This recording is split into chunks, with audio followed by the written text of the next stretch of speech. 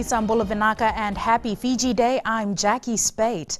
President Ratuepeli Nailatikau says now is the time to move forward so we can rebuild a Fiji that is non-racial, culturally vibrant and united, well-governed, inclusive and truly democratic.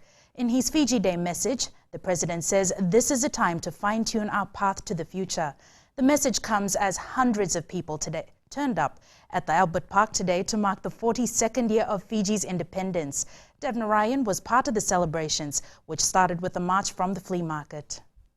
Fiji has come a long way 42 years ago today. There were many defining moments and life-changing experiences.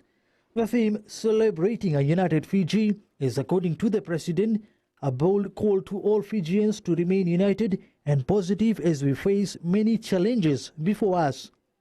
We have had many good times. We have provided and became a home to a wide range of people from within the Pacific and beyond, and from diverse cultural and religious backgrounds, which contributed to our rich, multi-ethnic, multicultural, and multi-religious society. He says Fiji has embraced globalization and accepted into the UN, and the recent nomination to chair the T77 next year is a clear statement of the support for Fiji's pragmatic and systematic approach to solving its internal problems and returning the country to sustainable parliamentary democracy. We have ratified and continued to review and implement international conventions and agreements that have not only brought recognition to the country, but more importantly, that have also helped to crystallize and elevate our collective responsibility towards our children, youths, women, the elderly, and persons with special needs. He says Fiji has had to endure many unfortunate events, traumatizing situations where social fabric was tested to the limit. Our economy became unstable and less predictable. Politically, it was chaotic. On closer examination, our socio-economic challenges were caused largely by our political instability. Ratuepeli says the mindset and attitude has to change to contribute to the building of the nation. To the youths, the president asked them to learn to shoulder the responsibilities of steering the nation to greater heights. This morning, the president inspected the parade by the disciplined forces. The 21-gun salute followed. Devna Ryan, FBC News. Thousands flooded Nassau Park in the old capital, Levuka, to celebrate Fiji Day.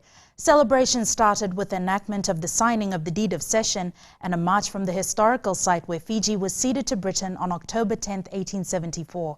Eleanor Tarangaiviu has more. The people of Ovalau were today told the importance of working together in building a better and peaceful Fiji. They were told to uphold the principles of democracy and make Fiji safe and secure, a place that we can call home. Today, the transition of our political roadmap has greatly impacted the pace of our development in the way we live together in harmony. With Fiji celebrating the 42nd year of its independence, the people of Ovalau were told to be proud of what has been achieved. Today is the day to celebrate with humility, a day to reflect on our success, but not to rest on our laurels. The Kana singer says the theme, Celebrate a United Fiji, portrays a message of reconciliation and hope. During our economic struggles, natural disasters and social upheavals, we have endured. We have shown resilience of purpose. Celebrations at the old capital will finish late tonight. Eleanor Tarangaiviu, FBC News. Fiji's national airline, Air Pacific, will today officially unveil its new-look state-of-the-art features for its new aircraft. The new state-of-the-art Airbus A330s will be the first plane ever flown to be highly fuel-efficient. Devna Ryan with the details. What could be a more special day than Fiji Day to unveil the company's new-look features for an Airbus? Do it on the very special day where the country celebrates its independence. So it's an honor as a visitor to this country to actually be able to do this in Suva and to show the whole country what's coming in terms of Fiji Airways, what the outside of the airplanes are going to look like and the inside of the airplanes are going to look like. Rebranding Air Pacific to Fiji Airways and now launching the new fleet will definitely see more people coming to Fiji. Whether it's Los Angeles, Hong Kong, Sydney, Auckland, we want people to think about Fiji as their next destination, because if we can get them to come here, visit Fiji, spend their money here, become a tourist, then ultimately that's going to be good for both the airline, but more importantly for the country. Because as we bring more visitors who spend more money, it'll be the rising tide that lifts all the boats to enhance the quality of life for everyone. All in all, Air Pacific is going to save millions of dollars in fuel costs, reducing their current overhead expenses.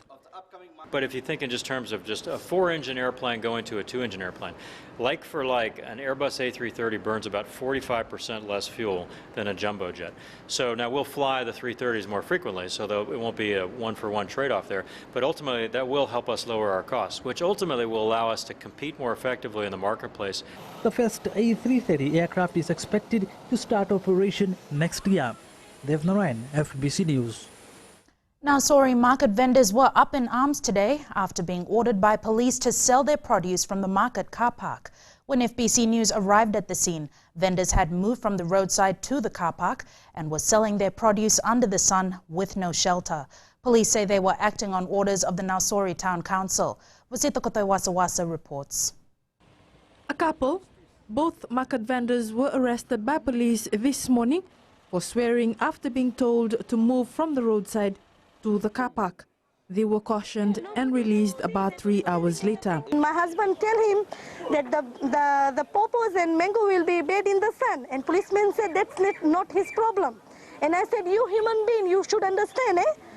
And he said he can't understand, and he just grabbed my husband and he take it to the police station. And I was just explaining the policeman to don't do like that and don't hold my husband like that. And he was angry on me too. And he also take me to the police station. Another vendor says they were not happy with the orders handed to them by police. The police have to come and push us away from there to this back part of the town where not every people they come around. He says the couple were arrested after they told the officer that they did not wish to move to the car park. And we want the council or whoever is there to give us the opportunity for us to sell our goods in the frontage. Or otherwise, if they want to put us at the back here, please give a notice, let the public with a notice board that we are selling at the back here and try to give us some shelters. Meanwhile, the officer in charge at the Nausori police station, ASP Kasiano Vusonilawe, says a notice was issued to the vendors yesterday that they are to sell their produce at the car park today. The vendors claim they did not receive such a notice. Wasita Kotoi-Wasawasa, FBC News.